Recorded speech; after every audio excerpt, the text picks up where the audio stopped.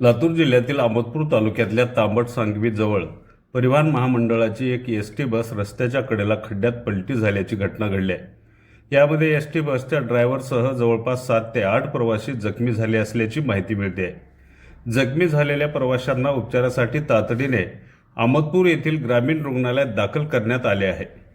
सदरची ST bus ही अहमदपूर येथून प्रवासी घेऊन नागठाणला जात असताना रस्त्यात तांबट सांगवी गावच्या शिवारात समोरून येणाऱ्या वाळूने भरलेल्या टिप्परने एसटी बसला जोराची कट मारली।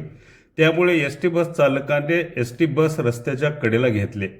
मात्र रोडची साईड पट्टी अचानक खचली असल्याने एसटी बस 43 प्रवाशांसह रस्त्याच्या कडेला असलेल्या खड्ड्यात पलटी झाली असल्याची प्राथमिक माहिती आहे। मात्र सुदैवाने या घटनेत जीवितहानी जरी झाली नसली तरी काही प्रवाशांना मात्र जब्बर दुखापत झाली असल्याची माहिती मिळते आहे। या घटनेची माहिती मिळताच तात्काळ शेकडोच्या संख्येने नागरिक घटनास्थळी दाखल होत जखमींना अहमदपूर येथील ग्रामीण रुग्णालयात उपचारासाठी दाखल करण्यात आला आहे।